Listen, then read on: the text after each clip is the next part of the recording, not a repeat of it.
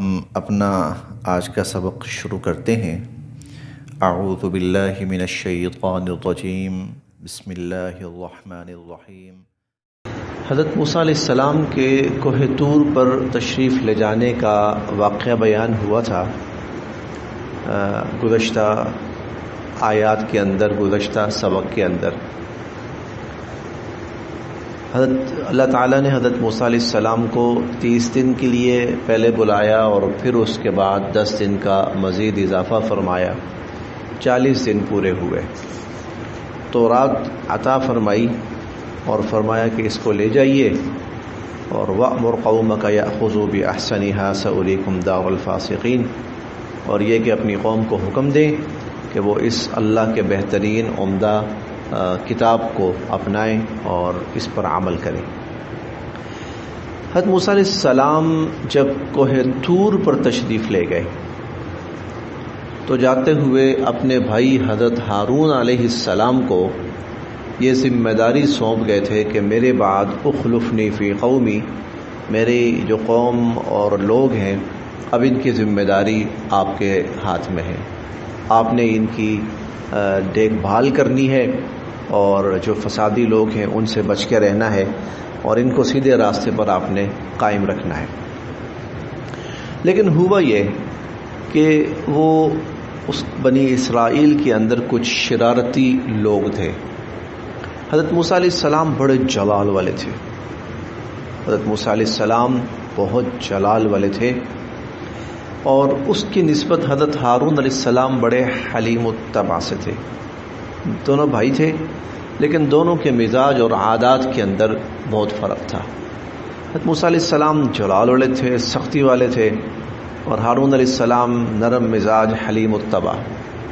موسیٰ علیہ السلام کی حد تک تو یہ لوگ دبے رہے، لیکن جب موسیٰ علیہ السلام تشریف لے گئے اور اس کے بعد حضرت ہارون علیہ السلام کو انتظامات سونپ گئے تو ان کی نرم مزاجی سے فائدہ اٹھایا شریر لوگوں نے، شرارتی لوگوں نے ان کی نرم مزاجی سے فائدہ اٹھایا اور شرارتیں کرنے پر تل گئے۔ اور سب سے جو بڑی شرارت ان کی ہوئی وہ یہ کہ انہوں نے ایک سونے کا مجسمہ بنا لیا، بچھڑا بنایا، عجلاً جسدا، ایک بے جان سا، اور اس کے اندر کوئی ایسی ٹیکنیک رکھی کہ اس میں سے جیسے گائے کی آواز ہوتی ہے اس طرح کی آواز آیا کرتی تھی، اور قوم کے اندر انہوں نے یہ بات پھیلا دی اور مشہور کر دی کہ بھئی وہ جس خدا کی ہم تلاش میں ہیں نا وہ مل گیا ہمیں، وہ یہ ہے۔ بلکہ ہم پڑھیں گے 16ویں پارے میں تو بہت تفصیل کے ساتھ یہ واقعہ آتا ہے کہ موسیٰ علیہ السلام بھول گئے اور اللہ تعالیٰ سے ہم کلام ہونے کوہ طور پر چلے گئے ہیں۔ ھذا الہنا و الہ موسیٰ، ہمارا معبود بھی یہ ہے اور موسیٰ کا معبود بھی یہ ہے۔ چنانچہ انہوں نے پرستش شروع کر دی اس بچھڑے کی، اس بچھڑے کی پوجا اور پرستش شروع کر دی۔ آج کے سبق میں اس واقعے کا تذکرہ ہے، اور ہم یہ پہلے پارے میں پڑھ کر بھی آئے تھے کہ جب تم نے بچھڑے کو معبود بنا دیا، باتخاذکم العجل، تم نے بچھڑے کو معبود بنا لیا، فتوبوا، تو پھر ہم نے حکم دیا تھا کہ تم توبہ کرو الی ربکم، اپنے رب کے سامنے، اور اس کی شکل یہ تھی فاقتلوا انفسکم، کہ ایک دوسرے کو قتل کرو، ذالکم خیر لکم عند بارئکم، یہ تمہارے پیدا کرنے والے کے نزدیک تمہارے لیے بہترین طریقہ ہے۔ تو آج اسی کا تذکرہ چل رہا ہے۔ واتخذ، اور بنا لیا، قوم موسیٰ، حضرت موسیٰ علیہ السلام کی قوم نے، من بعدہ، موسیٰ علیہ السلام کے کوہ طور پہ جانے کے بعد، حضرت موسیٰ علیہ السلام کے کوہ طور پہ جانے کے بعد ان کی قوم نے بنا لیا، من حلیہم، اپنے زیورات سے، عجلاً، ایک بچھڑا، جسداً، جو کہ صرف ایک بے جان جسم تھا، یعنی کوئی زندہ بچھڑا نہیں تھا بلکہ وہ ایک بے جان جسم تھا، لہو خوار، ہاں اس میں سے گائے کی سی آواز، بیل کی سی آواز آتی تھی. جو انتظام ہے نا، انتظامی شخصیت جو بھی ہونی چاہیے وہ سخت مزاج ہونی چاہیے، وہ تب انتظام چلتا ہے، ورنہ انتظام نہیں چلتا. حضرت عمر فاروق رضی اللہ تعالیٰ عنہ تھے نا، اس سے بہتر نظام نہیں آیا، اس سے بہتر نظام. اور اس نظام کی بڑی خوبی یہ تھی کہ انتظامی معاملات میں کوئی لچک نہیں تھی. جہاں جتنا مرضی بڑے سے بڑا بندہ کیوں نہیں، اگر کوئی ذرا سی بھی بات سننے میں آ گئی اور دیکھنے میں آ گئی، فوراً ایکشن، اور وہیں پر اس کا سدباب. حضرت عمر رضی اللہ تعالی عنہ کے مزاج کی یہ بڑی ایک خوبی تھی، اس لیے ان کا دور خلافت اور ان کا دور انتظام جو ہے وہ بہترین دور خلافت ہے. امن. آپ اس کا اندازہ اس بات سے لگائیں کہ ان کے زمانے میں نا بہت بڑے بڑے جرنیل تھے. حضرت خالد بن ولید رضی اللہ عنہ، حضرت سعد بن ابی وقاص رضی اللہ تعالی عنہ، اور اس طرح کے بڑے جلیل القدر تجربہ کار ترین صحابہ کرام رضوان اللہ علیہم اجمعین، یہ بڑے بڑے صحابہ. اچھا، یہ مختلف علاقوں کے نا وہ تھے، گورنر بھی تھے اور بڑے جرنیل بھی تھے. ایک دن نہ بیٹھے ہوئے گپ شپ کر رہے، تو گپ شپ کرتے ہوئے نا حضرت عمر رضی اللہ عنہ کوئی پلان کر رہے تھے ہندوستان کی طرف بھیجنے کا. تو آپس میں بیٹھے باتیں کر رہے کہ یار دیکھو، ہم نے اتنی مشکل سے فتوحات کی، شام فتح ہوا، عراق فتح ہوا، فلاں فتح ہوا. اب ہم تو اس امید پہ تھے کہ چلو اب سکون سے بیٹھ کر کھائیں گے، اب یہاں سے ہمیں وہ مال غنیمت بھی ملا ہے اور یہاں سے ہمیں خراج بھی ملا کرے گا، تو چلو اب چند سکون کے دن آئیں گے. لیکن لگتا ہے کہ حضرت عمر رضی اللہ عنہ ہمیں نا سکون سے بیٹھنے نہیں دیں گے، وہ ہمیں کسی بڑی مہم پر بھیجنے لگے. تو ایک ان میں سے کہنے لگے کہ ہم ایسا کرتے ہیں کہ ان کو کہہ دیتے ہیں کہ معذرت کر لیتے ہیں کہ بھئی ہم نہیں جانا چاہتے، معذرت کر لیتے ہیں. تو دوسرا کہنے لگا نہیں ایسی بات ہوئی تو کوئی فتنہ کھڑا ہو جائے گا، اگر ہم نے کوئی معذرت کی یا اس قسم کا نا تو فتنہ کھڑا ہو جائے گا. حضرت خالد بن ولید نے ایک جملہ کہا، حضرت خالد بن ولید رضی اللہ عنہ نے ایک جملہ کہا، کہنے لگے اما فی حیات عمر فلا، عمر کے زمانے میں فتنہ کھڑا ہو جائے یہ بھول جاؤ، ہو ہی نہیں سکتا. عمر کے زمانے میں فتنہ کھڑا ہو جائے یہ ہو ہی نہیں سکتا. یہ انتظامی اعتبار سے ان کی وہ صلاحیت تھی. اب چونکہ ایام ہے نا یہ والے، اس لیے میں تھوڑی سی بات عرض کر رہا ہوں. حضرت عثمان رضی اللہ تعالیٰ عنہ کے زمانے میں پتہ کیوں اینڈ پہ چل کر حالات تھوڑے سے خراب کیوں ہوئے تھے؟ ان کے مزاج میں نرمی تھی، بڑے حلیم الطبع، نرم مزاجی غالب تھی ان کے مزاج کے اوپر، اللہ کی طرف سے ہوتی ہے. یہ کوئی بندہ آج خود نہیں کر سکتا، یہ اللہ کی طرف سے ہوتی ہے. حضرت عثمان رضی اللہ عنہ کے مزاج کے اندر حلم اور نرمی غالب تھی. شریر لوگوں نے فائدہ اٹھایا. اس کی بڑی مثال ہمارے سامنے یہ موجود ہے. حضرت ہارون علیہ السلام حلیم الطبع، اگلی آیات ہم پڑھتے ہیں نا تو اس میں ان کی وہ بات اور سامنے آئے گی. ان کی نرم مزاجی جو تھی تو قوم کے شریر لوگوں نے اس سے فائدہ اٹھایا. قوم کے اسی لیے جس وقت کوئی سخت مزاج حکمران آتا ہے نا سب ٹھیک ہو جاتا ہے، اور جہاں نرم مزاج حکمران آتے ہیں نا وہاں سب بگڑ جاتا ہے.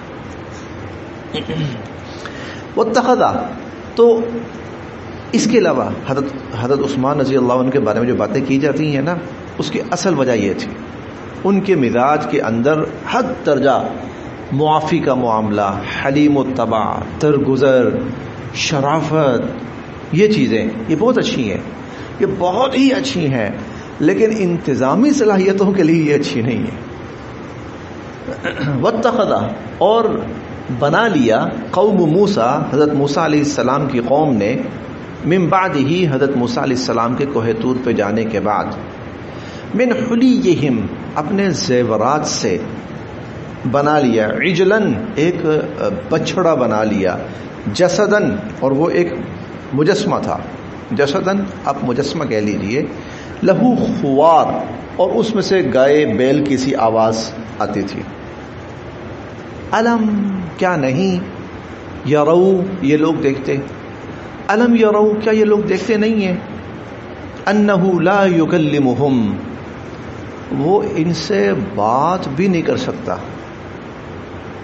انہ لا یکلمہم وہ ان سے بات بھی نہیں کر سکتا یعنی اگر یہ اسے بولنا چاہے نا تو اتنا بے جان ہے کہ وہ آگے سے کسی قسم کا ریئیکٹ بھی نہیں کر سکتا ولا اور نہ ہی یہدیہم وہ رہنمائی کر سکتا ہے ان کی سبیلا کسی راستے کی طرف ولا یہدیہم سبیلا اور نہ ہی کسی راستے کی طرف یہ ان کی رہنمائی کر سکتا ہے اتخذوا انہوں نے اس کو معبود بنا لیا انہوں نے اس کو معبود بنا لیا وکانوا ظالمین اور وہ ظالم تھے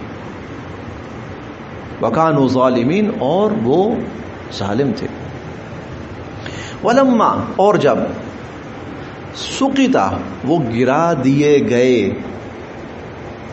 سقطا گرا دیے گئے فی ایدیہم اپنے ہاتھوں میں وہ اپنے ہاتھوں میں گرا دیے گئے یہ عربی کا محاورہ ہے اس کا معنی کسی کام کے اوپر افسوس ہونا کسی کام کا افسوس اور پچھتاوا ہونا ولما سقط فی ایدیہم جب انہیں اپنے کیے اپنی غلطی کا احساس ہوا ورأوا اور وہ سمجھ گئے انہم کہ بے شک وہ قد ضلوا بہک گئے تھے وہ گمراہ ہو گئے تھے ورأوا اور وہ سمجھ گئے کہ انہم قد ضلوا وہ گمراہ ہو گئے تھے قالوا وہ کہنے لگے لئن اگر لم یرحمنا نہ رحم کیا ہم پر ربنا ہمارے رب نے لئن لم یرحمنا ربنا اگر ہمارے رب نے ہم پہ رحم نہ کیا ویغفر اور نہ بخشا لنا ہمیں ویغفر لنا اور ہمیں نہ بخشا اگر ہمارے رب نے ہم پر رحم نہ کیا اور ہمیں معاف نہ کیا لنکونن تو ضرور بالضرور ہم ہو جائیں گے من الخاسرین نقصان اٹھانے والوں میں سے لنکونن من الخاسرین تو ضرور بالضرور ہم نقصان اٹھانے والوں میں سے ہو جائیں گے ولما اور جب رجع واپس لوٹے موسیٰ حضرت موسیٰ علیہ السلام الی قومہ اپنی قوم کی طرف ولما رجع موسیٰ الی قومہ اور جب حضرت موسیٰ علیہ السلام اپنی قوم کی طرف واپس لوٹے غضبانہ غصے میں بھرے ہوئے غضبان مبالغے کا صیغہ ہے غصے سے کوئی آدمی کھول رہا ہو اسفا اور افسردہ اور رنج غصے اور رنج میں بھرے ہوئے حضرت موسیٰ علیہ السلام جب اپنی قوم کی طرف واپس لوٹے قال فرمانے لگے بئس ما بہت ہی بری ہے بئس ما بہت ہی بری ہے خلفتمونی جو تم نے میری جان نشینی کی جو تم نے میری جان نشینی کی من بعدی میرے بعد بئس ما خلفتمونی من بعدی تم نے بہت ہی بری جان نشینی کی میرے بعد اعجلتم کیوں تم نے جلدی کی امر ربکم اپنے رب کا حکم آنے سے پہلے پہلے میں تمہارے رب کا حکم لینے گیا تھا نا حکم کے آنے سے پہلے پہلے تم نے یہ کیا قدم اٹھایا وَأَلْقَى اور رکھ دیں الالواح تختیاں وَأَلْقَى الالواح اور وہ جو تختیاں تورات جو تھی تختیوں کے اوپر لکھی ہوئی تھی تو وَأَلْقَى الالواح تو وہ جو تختیاں تھیں تورات کی وہ انہوں نے رکھ دی وَأَخَذَ اور پکڑ لیا برأسی سر اخیہ اپنے بھائی کا، اور اپنے بھائی کا سر پکڑ لیا. سر سے مراد بال، سر سے مراد بال. یہاں پر صرف سر کا ذکر ہے. 16ویں پارے میں سورہ اس کے اندر طٰہٰ کے اندر، سورہ طٰہٰ کے اندر وہاں سر اور داڑھی دونوں کا ذکر ہے. وہاں ہارون علیہ السلام فرماتے ہیں لا تأخذ بلحیتی ولا براسی، اے بھائی میری سر کے بال اور داڑھی کے بال یہ تو چھوڑو. تو وہ اخذ برأس اخیہ، اور اپنے بھائی کا سر یعنی بھائی کے سر کے بال پکڑ لیے. یجرہ الیہ، اور اس کو اپنی طرف کھینچنا شروع کر دیا، اور ان کو اپنی طرف کھینچنا شروع کر دیا. قال، وہ فرمانے لگے ابن اے میرے ماں جائے بھائی، ابن اے میرے ماں جائے بھائی، ان القوم، اس قوم نے استضعفونی، مجھے بے بس کر کے رکھ دیا تھا. ان القوم استضعفونی، ان لوگوں نے مجھے بے بس کر کے رکھ دیا تھا. وقادوا، اور قریب تھا، یقتلوننی، کہ یہ مجھے مار ہی ڈالتے. تو قریب تھا کہ مجھے مار ہی ڈالتے. میں کیوں خاموش ہو گیا، کیوں میں تھوڑا سا پیچھے ہٹ گیا؟ اس لیے کہ یہ لوگ بہت بفر چکے تھے، یہ کسی بہت بڑے سے بڑے اقدام کے پر تل چکے تھے. اگر میں سختی کرنے جاتا تو یہ مجھے مار ڈالتے. فلا تشمت، اور 16ویں پارے میں ہم پڑھیں گے کہ میں اس لیے بھی رک گیا تھا کوئی بڑا قدم اٹھانے سے کہ آپ نے آ کر کہنا تھا کہ میرا انتظار کیوں نہیں کیا. یہ 16ویں پارے میں انشاءاللہ ہم وہاں پڑھیں گے کہ میرا انتظار کیوں نہیں کیا. وَلَمْ تَرْقُبْ قَوْلِي، میری بات کا انتظار کیوں نہیں کیا. آپ یہ کہتے اس لیے میں رک گیا کہ چلیں آپ آ ہی جائیں گے نا 2-4 دن تک، تو میں اس انتظار میں تھا. تو فلا تشمت، بس آپ موقع نہ دیجئے، بیا مجھ پر، الاعداء ان دشمنوں کو. فلا تشمت بی الاعداء، ان دشمنوں کو مجھ پہ ہنسنے کا موقع نہ دیجیے. اگر ہم آپس میں اس طرح الجھیں گے نا تو ہمارے دشمن ہنسیں گے. فلا تشمت بی الاعداء بہت بڑا جملہ ہے، بہت بڑا جملہ ہے، سمجھ آ جائے تو. آپس میں ہم نے نہیں الجھنا. ہم آپس میں الجھیں گے تو ہمارا دشمن خوش ہوگا، اسے جگ ہنسائی کا موقع ملے گا، اسے ہم پر خوش ہونے کا، ہنسنے کا، انگلی اٹھانے کا موقع ملے گا. فلا تشمت بی الاعداء، دشمنوں کو موقع نہیں دینا. ولا تجعلنی، اور آپ مجھے شامل نہ کیجئے، مع القوم الظالمین، ان ظالم لوگوں کے ساتھ. میں ان کے ساتھ نہیں ہوں، آپ مجھے ان کے ساتھ شامل نہ کریں کہ شاید میں بھی ان کے ساتھ. نہیں نہیں نہیں، آپ مجھے ان کے ساتھ شامل نہ کریں. قال، حضرت موسیٰ علیہ السلام فرمانے لگے ربی، اے میرے رب، اغفر لی، مجھے بخش دے، ولی اخی، اور میرے بھائی کو بھی، اللہ مجھے بھی بخش دیجئے، میرے اس بھائی کو بھی بخش دیجئے. وادخلنا، اور ہمیں داخل کیجئے، فی رحمتی کا، اپنی رحمت میں. اللہ ہمیں اپنی رحمت میں داخل کیجئے. وانت، اور بے شک کہ آپ، ارحم الراحمین، سب سے بڑھ کر رحم فرمانے والے. وانت ارحم الراحمین، اور آپ سب سے بڑھ کر رحم فرمانے والے. چھٹیوں کے بعد آج پہلا دن ہے، آج یہیں تک.